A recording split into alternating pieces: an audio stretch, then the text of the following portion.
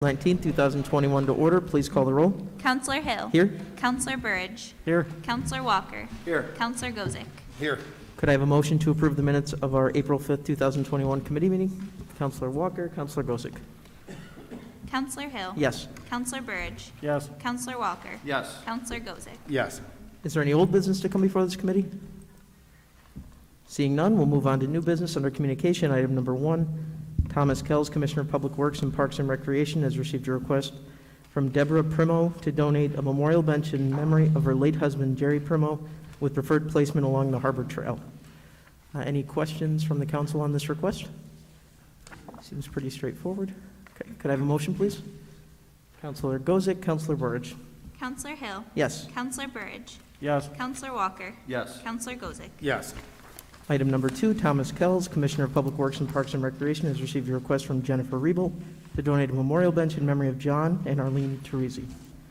Any questions on this request? Okay. Could I have a motion, please? Counselor Walker, Counselor Burridge. Counselor Hill. Yes. Counselor Burridge. Yes. Counselor Walker. Yes. Counselor Gozick. Yes. And item number 3, Thomas Kells, Commissioner of Public Works and Parks and Recreation, has received a request from Shar Isaac to donate a memorial bench in memory of her in-laws with preferred placement along Linear Park. Again, any questions on this request? Okay. Could I have a motion, please? Counselor Walker, Counselor Gozick. Counselor Hill. Yes. Counselor Burridge. Yes. Counselor Walker. Yes. Counselor Gozick. Yes. Item number 4, the Office of Economic Development has received a request for use of public space for the Ritz Kids Crush Cancer 5K Run Walk to be held on Saturday, October 23rd, 2021. I did speak with Mr. Emmons from Economic Development, and he said, again, all of these events will be run through the Department of Health using all COVID protocols. Perfect. Any questions? Okay, could I have a motion, please? Counselor Burridge, Counselor Walker. Counselor Hill. Yes. Counselor Burridge. Yes. Counselor Walker. Yes. Counselor Gozick. Yes. Item number 5, the Community Development Office has received a request from David Thompson for road closures, a waiver of the noise ordinance, and use of the bandstand stage for the Michelle Wink Memorial event to be held on Saturday, June 19th, 2021 at Gibby's Irish Pub. This is a recurring event. Any questions from the council on this one? Councilor Walker. Thank you. Through the chair.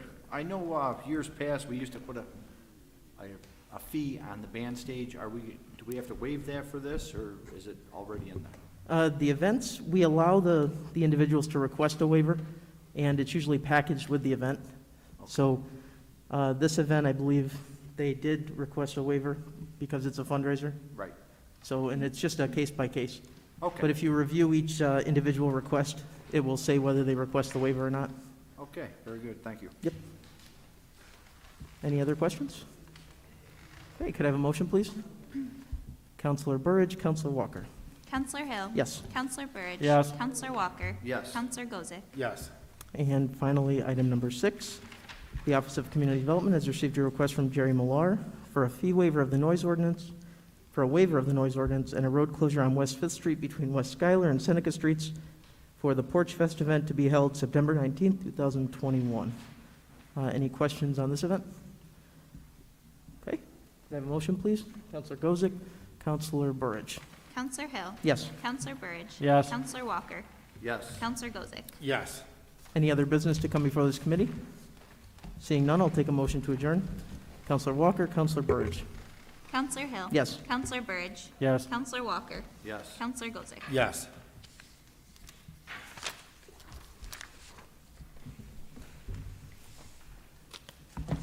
Okay, at this time, I'd like to open up the Administrative Services Committee meeting for April 19th. Please call the roll. Counselor Cordino. Here. Counselor McBurdy. Here. Counselor Hill. Here. Counselor Plunkett. Here. Counselor Burridge.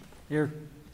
I'd like a motion to approve the minutes of the committee meeting held April 5th, 2021. Counselor Plunkett, Counselor Hill. Counselor Cordino. Yes. Counselor McBurdy. Yes. Counselor Hill. Yes. Counselor Plunkett. Yes. Counselor Burridge. Here. Yes.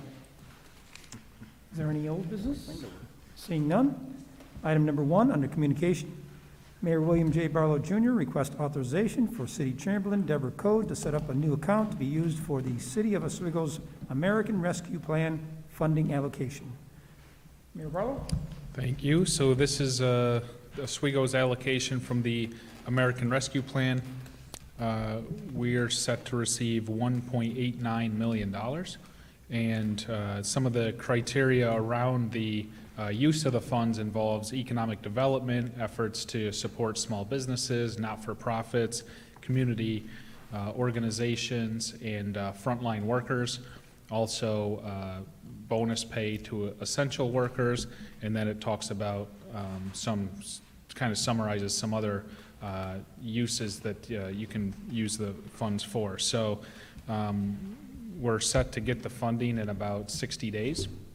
So what we wanted to do is proactively come to the council to have an account to actually put the money, an account to actually place the money into. What we don't want to do is, in my opinion, is just take this money and let it go into the black hole that is, city finances. So I think the most transparent and fair way is to just set up this account, title it American Rescue Plan, deposit the money in there, and then every time we go to do an initiative from this account, we can just use this account, and it's very transparent and an easy process. So, some of the uses for the funds we've already discussed before, forgiving the $10,000 loans that we issued small businesses once they were mandated to close on March 20th. So that was about $275,000. The Heroes as Neighbors program, covering closing costs for frontline workers, was about $100,000. Talking about a fund set aside for businesses who still remain closed here in Oswego and trying to reopen post-pandemic, and making sure that all the projects that we all know about that were in the works trying to open or be built, and then the pandemic slowed them down or stopped them completely, we can use some of this funding to restart their efforts to make sure that we carry the same momentum we had pre-pandemic, post-pandemic, and then last week or 2 weeks ago, with the permission of the council, we issued the bonus pay for the city essential workers that'll come out of this funding too. So we've already discussed a lot of the details of what we'll use this funding for, or have already allocated it for, but regardless, wanted to come, set up the account, and give you a kind of a summary on what the funds will be used for, and it's certainly well within the criteria mandated by the federal government that we're supposed to use the funds for. All right, thank you, Mayor. Any questions from the council for the mayor? From the public? Seeing none, can I have a motion, please? Councilor McBurney, Councilor Hill. Counselor Coordino. Yes. Counselor McBurdy. Yes. Counselor Hill. Yes. Counselor Plunkett. Yes. Counselor Burridge. Yes. Item number 2, Mayor William J. Barlow Jr. requests permission for the engineering department to develop bid documents for the East First Street redevelopment project in order to increase parking and pedestrian accessibility. Mr. Mayor? Thank you. So this is a project that has really come out of our downtown revitalization initiative. If you look at the East First corridor, first we need to bring some investment to the east side and focus on the east side of the community in downtown, just like we have the west side. But from the DRI, we're seeing a few projects happening in the vicinity of this East First Street. The Pathfinder Bank bought the Ed Center and put some businesses, including the Aqua Spa, in the Ed Center, creating the need for parking and more additional vehicle and pedestrian traffic to that building. Of course, the indoor water park will be coming online later this year, connected to the hotel. We have the mixed-use building that used to be Midtown Plaza coming online. That'll be bottom stories commercial space with at least 2 locations, and then some other developments being discussed that we can't really get into detail now, involving another building right there on East First Street. So there's a lot of growth and investment happening in a very small area right there, not to mention Press Box, Alex is on the Water, and the conference center down the way, which we've all been to events there and see how cramped parking can get there. So there's definitely a need for more parking, but really that's secondary to the real intent of this plan, and that's to really mimic what's going on here on West First Street on East First Street. So by reducing the traffic from 4 through lanes to 2, adding nose-in parking, and then taking away some of the concrete and making it more of a quaint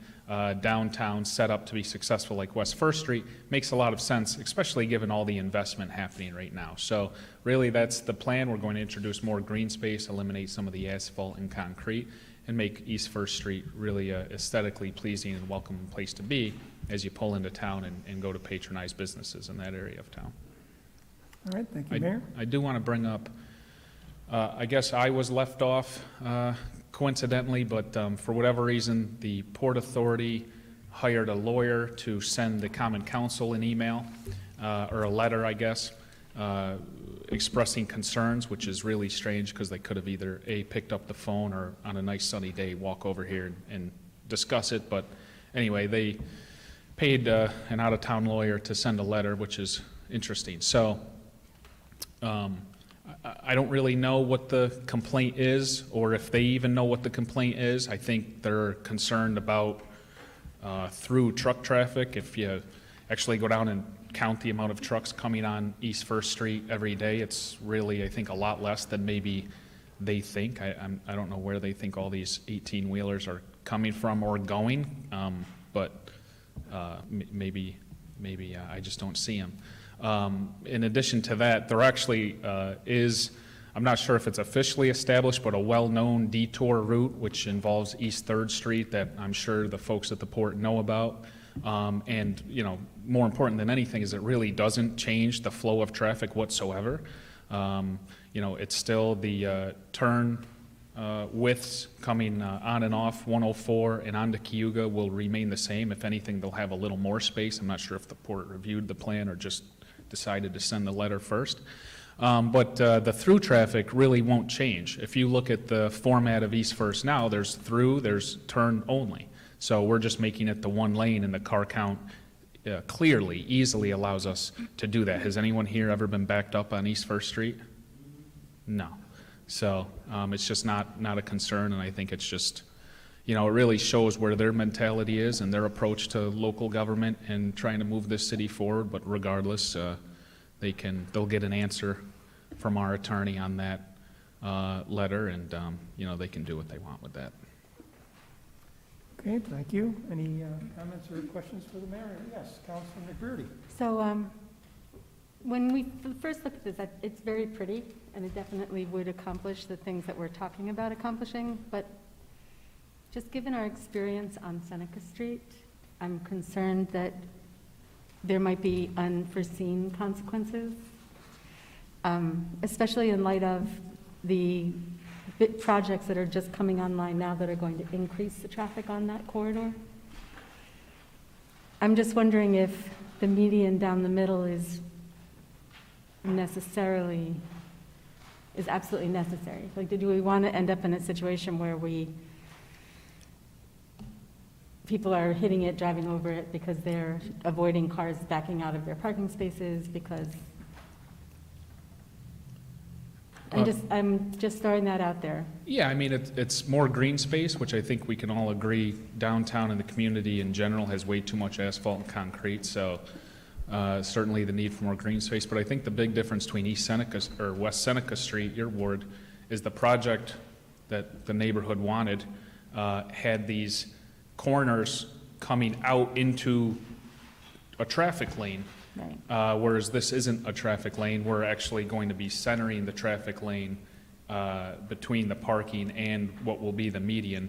And it doesn't necessarily have to be grass, it can be any median. There's just no reason to have four through lanes with a vehicle count that's extremely low. So, you know, I think the issue on West Seneca Street, which I agree with, is just you have these bump outs that, you know, the neighborhood advocated for that come out into the through traffic lane. So you can be driving in a straight line and, you know, the curb comes to you. You don't go to the curb. That's the issue there. Whereas this is going to be a straight, you know, the through lane will be established and there'll be an off-road median. Okay, anybody else have any questions? Yeah, Councilor Burridge. I'd just like to thank the mayor. This is going to make a huge improvement for the east side. But the other day I was driving home and I happened to be heading across the bridge going east and just turned my head to look down West First Street. And the place looks amazing down there. My son is moving downtown so he can enjoy it. This is what we need. This is going to bring people into our community. It's going to let people walk around, enjoy downtown. It's something that I think is really, really needed, and I encourage everybody to vote for this. Thank you, Councilor. Anybody else? Any questions, comments? Seeing none? Can I have a motion, please? Counselor Burridge, Counselor Hill. Counselor Coordino. Yes. Counselor McBurdy. Yes. Counselor Hill. Yes. Counselor Plunkett. Yes. Counselor Burridge. Yes. Item number 3, Mayor William J. Barlow Jr. requests authorization to sign a professional services agreement between the City of Oswego and CNS Companies for professional services for the storm sewer system Gardner Creek project in the amount of $35,500. Mr. Barlow? Yeah, I'm just going to jump back to number 2 quick. The committee title says, request permission for the engineering department to develop bid documents. The engineering department, I hope, has already developed the bid documents, and we're asking permission to bid. So Sydney, if you would just record that and make sure the resolution next week reads that. Could I, Yeah, go ahead. through the chair, point Yes. of order, too?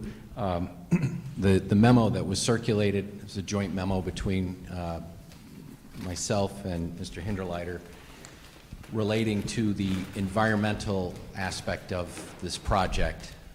We've looked at the State Environmental Quality Review Act, seeker, and both city engineers department, law department have concluded that this is a type 2 action for purposes of seeker, and that you as the common council would declare yourself the lead agency. That will be added to the resolution, but I wanted that, unless there's a concern or questions about it, but I just wanted that to be clear, that there would be an establishment as lead agency of the common council, and you would classify this as a type 2 action, which means there is no further environmental review for this project needed. Any questions on that? Nope. Thank you. All right, if you can reflect that in the minutes. Sydney? Okay, Okay, so we're on number 3. back to number 3. All right, so the Gardner Creek storm sewer system, obviously, we know all about this, and we know it's an issue that we got to get to work on, right? So we passed a resolution not long ago, maybe a month or 2 ago, I can't really, remember exactly, but authorizing the city engineer to go seek proposals and put a plan together. So it's obvious, because we're trying to expedite this and move this project along, that taking a look at CNS and getting them under a professional services contract to evaluate the tunnel and put together some bid docs to determine what the repair may or may not be is the best way to go, and probably the fastest way to go. So really all we're coming to do tonight is ask the council for $35,500 to bring them aboard and redesign, or design, I should say, the solution to the problem. All right, thank you. Any comments from the council on this one? Councilor Gozik? Yes, I really appreciate the mayor and the city engineer making this a priority in such, I guess, a short time here, that we were just here, like we said, a month and a half ago. And I wanted to just explain again, briefly, we've heard a lot of it, and I have some constituents here tonight that would like to speak. Again, some were here last time, some weren't. But this is a problem that's affected the people for a long time down there. The last study like this was done over 20 years ago, and I think that the least we can do for these people to alleviate the issues that they're facing, because it has been so severe, is to take the opportunity to get this study done, so at least then we'd be able to identify what the best plan of attack is, because of the various issues that can found this pipe, from the discharge point being inundated to the fact that it's flat from the high school all the way to the waterfront. We've got the issue of all lateral sewer lines hooked up to it. We've got the capacity problem, where there's been so much development over the years since the 1930s when this was put in, that this is at least going to give us a clear objective. I believe that's the objective here, and ultimately, hopefully in the future, would allow us to seek out appropriate grant money from state and federal sources because of a project of this magnitude and cost. So I'm hoping that the council can see fit to, or the committee can see fit to support this. And I also just wanted to invite, if any of the constituents that come tonight, there's a that have been affected by this for quite a long time, and they came down to express their support tonight, so I just wanted to welcome them if they had anything to say. Well, before we ask them, I'd like to ask anybody else on the council want to speak to this topic? All right. Thank you, Councilor Gozick. Anybody from the public would like to come up to the podium and say a few words? It's not required, but you can come up.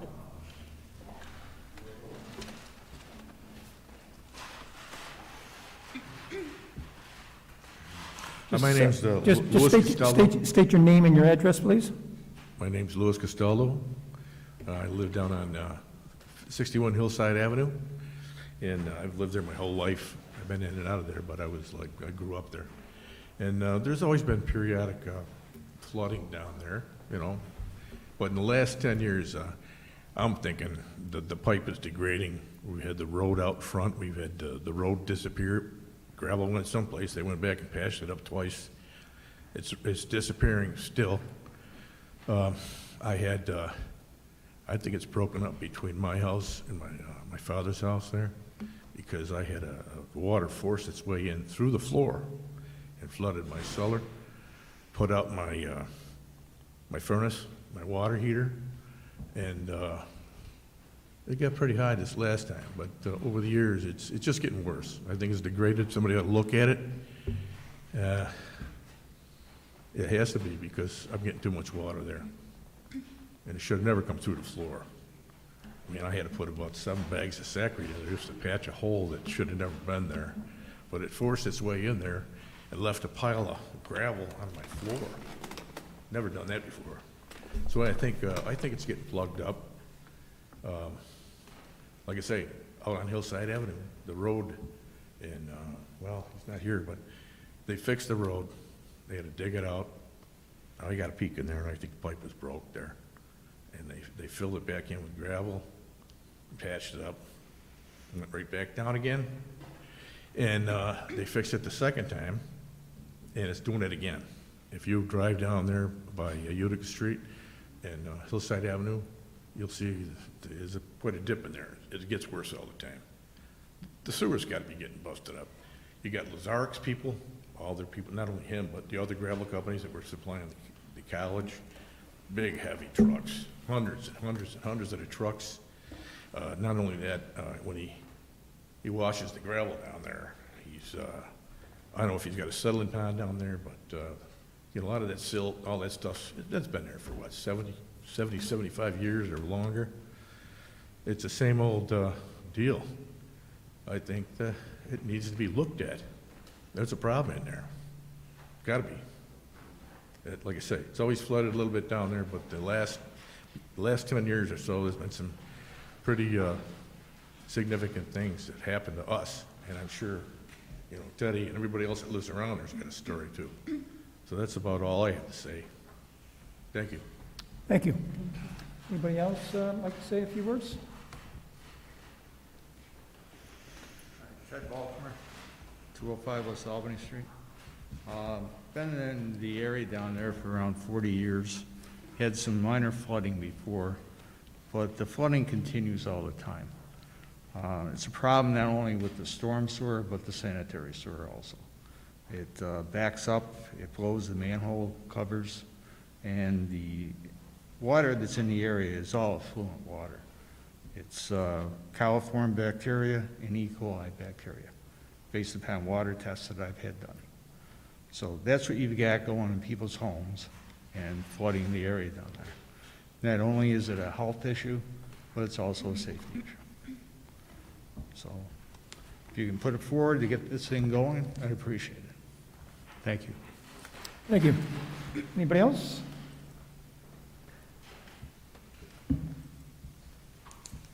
Henry Garberson, 214 West Utica Street. So about a month and a half ago, I talked to you guys, and I told you my horror stories, and I hope you all consider supporting this so we can get to the bottom of it. Now, the lake is at 2 feet low now. That means the water is not so far up the tube, so we could proceed with a little less cost for the city if it has to be cleaned out. That's just common sense there. The environmental impact of it, if we do not do anything about it, is our homes inundated with black mold, just stuff you shouldn't see in your yard. It's just, it's a problem that's been going on for the last 20 years. The can keeps kicking down the road. Everything gets beautified down here, but nothing's getting beautified down there. I've been here with you, ladies and gentlemen, and with the school district, fighting with them with the floodplain that they've created an issue with. So please support the motion to get CNS to take a look at this, see what the problem is. It's just something that needs to be done in the community to benefit all of us, because if it doesn't, and the floodplains change differently, you're gonna end up with all the water either pushed back further, the school district's gonna have an issue, same with us, 10 times worse, or it's gonna be pushed right down to the five corners, and you're looking at McDonald's, commercial properties being, inundated with flood water. So please take consideration to support this. Thank you. Thank you. Anybody else? Anybody else in the council? One more time? Seeing none? Oh, I I'm was sorry. just wondering if perhaps city engineer Hinderletter might just speak briefly to clarify, and I'm no engineer, when I was introducing it, just to make it clear to everybody what exactly the residents have come tonight and the council, just to put it in, more technical terms than I presented it. Sure. So what the proposal is, we all know this is a problem that has a very high magnitude. It is one of those problems that we probably don't fully know it until we start looking at it. And so the intention of this proposal and the way that it's written is that this is kind of the first step of many steps to follow. So this is meant to try to identify the worst spots, to get in, do some data collection, do some inspections, and come up with some high-level alternatives, kind of the forest-level alternatives that give the city a direction to go. By no means is this conclusive. This will develop a report for which to move on and kind of go from there. You could almost call it the tip of the iceberg, but that's the intention of this study. And so it's one of those things that we'll be back at some point to look at it if approved. It was also written in such a way that the council can piecemeal it if we wish. You look at there are 4 discrete steps, and I had requested them to write this proposal to be that. So ultimately, this is your decision. That's why you're the council. But that is the nature of this proposal and how it's written. It's meant to start us in a small way to start fixing the problem, and that starts with knowledge gathering and coming up with solutions. All right, thank you. Anybody else? Seeing none, can I have a motion, please? Counselor McBrearty, Counselor Plunkett. Counselor Coordino. Yes. Counselor McBrearty. Yes. Counselor Hill. Yes. Counselor Plunkett. Yes. Counselor Burge. Yes. Item number 4, Mayor William J. Barlow Jr. requests discussion regarding participation in the Community Solar Subscription Program with Omni Navitas Holdings LLC. Mr. Mayor? All right, this is a pretty easy one. We were approached by a company by the name of Omni Renewables. They're a solar company. They own solar farms all over, but the nearest one here is, now I can't remember, Richland or Redfield. And basically what their job is, because of all the new incentive programs and tax credits for solar energy and clean energy, they go around and try to get municipalities, large users like municipalities and larger companies, to enroll and subscribe to their program, because it helps make their projects, local projects, viable. So basically, they're just asking us to enroll in their program. We still pay our National Grid electric bill like we normally would, but there's some tax credits and incentives that play out between New York State, Omni, and National Grid, where we can actually get a discount on our energy uses to the tune of about 10%, and then we get it front-loaded with with basically a $26,000 grant for just enrolling in the program. At that point, they're also allowed to identify vacant property, either private or public, in the city where they could look to put other panels. It would obviously be subject to the local approval process and everything else.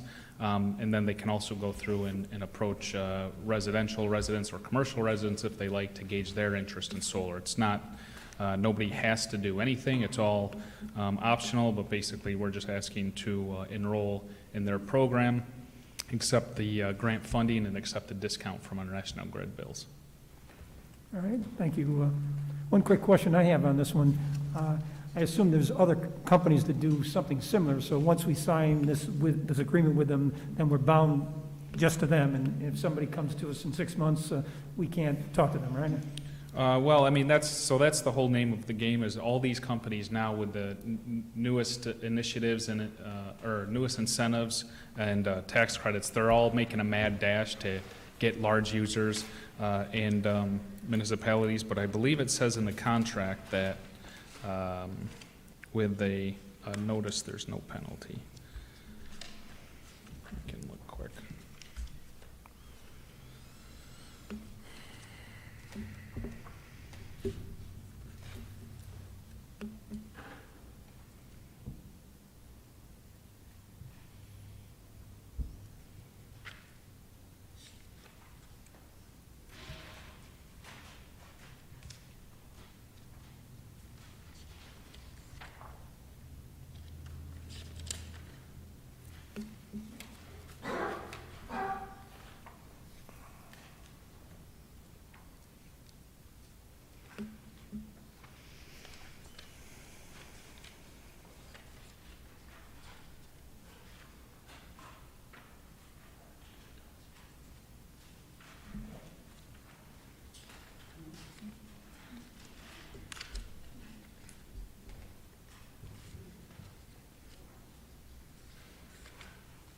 I think it was I can find this in here and get back to you, but I think it was with a 90-day notice or 60-day notice, there's no penalty. Okay, As well, long we as can you check on provide that. that notice. We can check on that between now and Monday, Yep. when we have a full council meeting.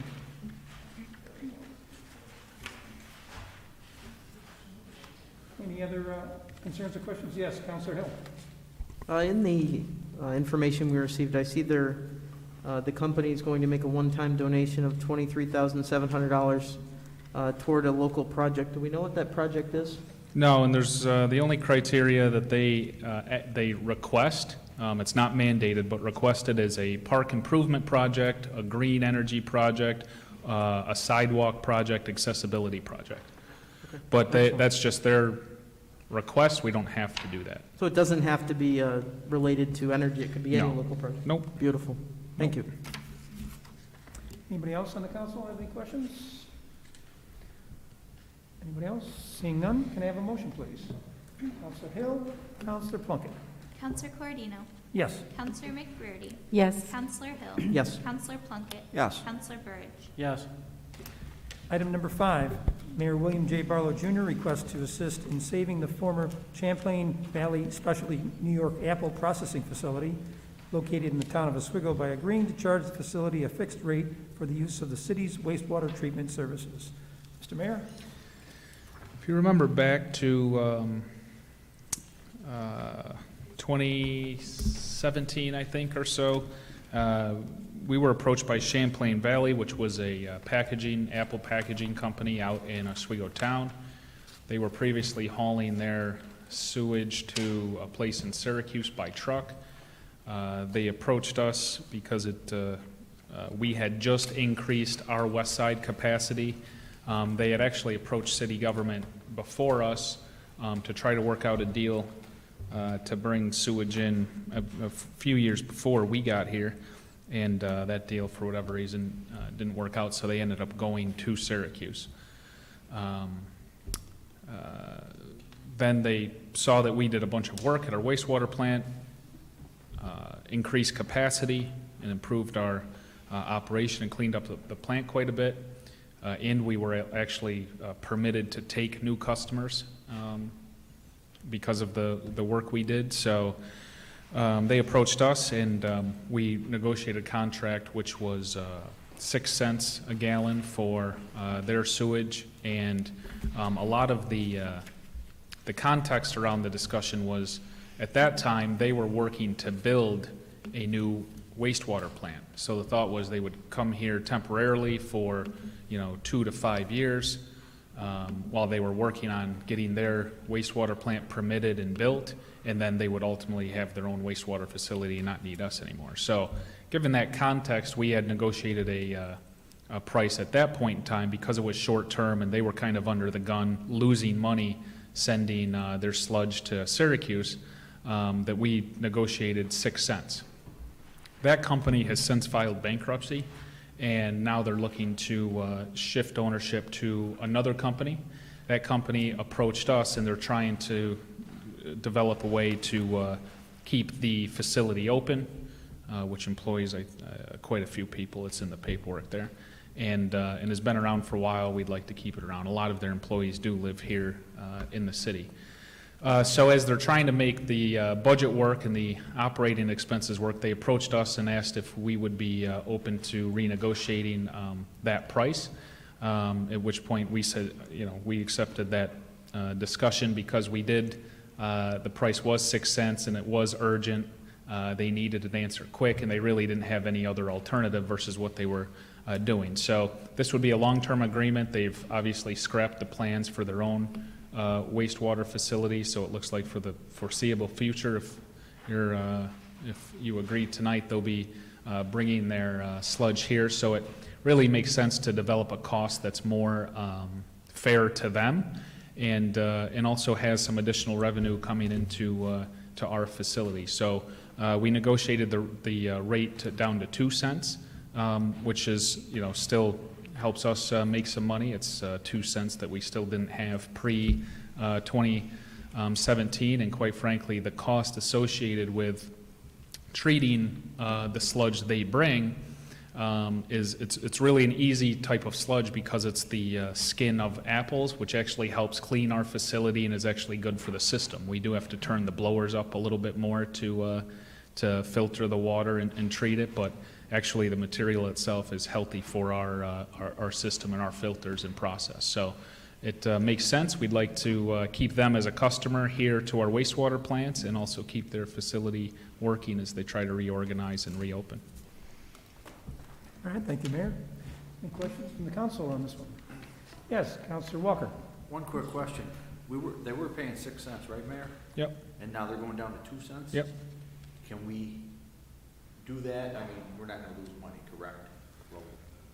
I mean, no, we're not losing money treating their stuff, that's for sure. Right, that's. Yeah, no, I can promise you that. I mean, we're just, before we were making 6 cents a gallon because they were sending it here and dropping it, and they truck it down. We just back the truck up and open the valve. Right. So, we're still going to make profit off of them as a customer. Just it won't be the the 500% profit we were making before. So, yeah. It's not raw sewage either. No, it's not their. It's the pulp. Right. The Yep. apple juices. Yep. No. Okay, thank you. All right, thank you. Anybody else on the council from the public? Seeing none, can I have a motion, please? Councilor Burridge? Councilor Plunkett? Counselor Cordino? Yes. Counselor McBurney? Yes. Counselor Hill? Yes. Counselor Plunkett? Yes. Counselor Burridge? Yes. Item number 6, the engineering department requests that Mayor William J. Barlow Jr. be authorized to sign change order number 8 with John R. Dudley Construction Company for the East Side WWTP Asset Management Plan Improvement Project in the amount of $3,186.44. City engineer, your letter? More exciting things. So, you remember probably a month ago, or even probably the last cycle, we approved some change orders for the other contractors, and one of the issues I talked about was under the centrifuge, the tank that was leaking and dripping onto our brand-new equipment. We rectified the other contractors with their change orders. This now makes Dudley whole, and so this change order is small, but it ends up finalizing that work on those tanks. All right, very good. Any questions from the council, from the public? Seeing none, can I have a motion, please? Counselor Hill, Counselor McBurney. Counselor Cordino? Yes. Counselor McBurney? Yes. Counselor Hill? Yes. Counselor Plunkett? Yes. Counselor Burge? Yes. Thomas Kells, DPW Commissioner, requests approval of the low bid from Syracuse Sand and Gravel for coarse aggregate, stone, and limestone. I don't see anybody here from the DPW, but I believe everyone got the information in their packet over the weekend, and there were several bids through Onondaga County Division of Purchasing, and Syracuse Sand and Gravel was the low bidder. Any questions or comments on this one? Okay, going to have a motion for the dirt and stone contract. Counselor Burge, Counselor Hill. Counselor Cordino? Yes. Counselor McBurney? Yes. Counselor Hill? Yes. Counselor Plunkett? Yes. Counselor Burge? Yes. Item number 8, Counselor Walker requests discussion for the purchase of 2 radar speed display units for a total cost of $7,500 on state bid. Counselor Walker, would you like to say a few things? Yes, thanks, through the chair. We are pretty much in need of these radar traps, displays. I know we have a few of them out now, and they're pretty much permanent. So we used to have a few years ago, we could just put it there for a week, take it back, and we don't have that no more. So me and the chief of police thought we should probably get some more, and I said, well, let's push it through, see if we can get them, because we do need them in some of these side streets, just to set up for a week or so and then take them down. And I see that's the state bid, it's $7,500, and I think it's a good deal. All right, thank you. Any questions? Yes, Counselor McGurty. Counselor Walker, I just wanted to check, so the 2 that we purchased, will we purchase them with an eye to making sure that they are more transportable than the ones that we have now, like easier to move from one place to another? Is it These possible? ones are gonna be the little ones, and we do have the ones on the trailers for the bigger roads, on the side roads. Right. Smaller streets, you can't put them big trailer ones there. That's the reason, they go on the Okay. bigger roads, so. Perfect. And these ones will be portable. They're gonna use them for different wards, wherever someone would prefer to use them. Any other questions or comments from the council on this one? Yes, Counselor Gozick. I appreciate Council Walker taking the time to do this, because we all know, especially with the weather getting nicer here, you know, it's dangerous out there, so I really appreciate it. I think we need them. I know I slow down when I see them. But seriously, with my son and I, when we're out biking or walking, it's, I appreciate it. I support it 100%. Thank you, Counselor. I can also attest that we have 3 of them in the 7th Ward, on 48, on 5th Street, and on Hillside, which are main thoroughfares going north and south into our city, and I can attest to the fact that they do get people's attention, and I've followed a number of cars coming into the city, and I see brake lights when they see those signs. So speeding is a big issue, a big problem throughout the city, but these do help, no doubt.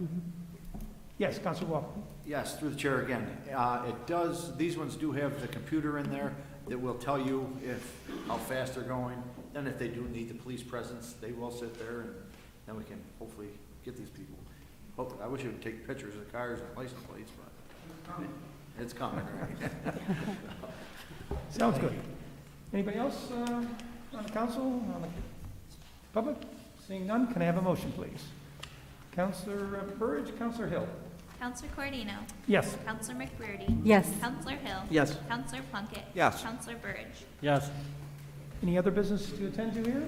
As that was the last item on the agenda, seeing none, can I have a motion to adjourn? Counselor Plunkett, Counselor McBurney. Counselor Cordino? Yes. Counselor McBurney? Counselor Hill? Yes. Counselor Plunkett? Yes. Counselor Burge? Yes. Thank you.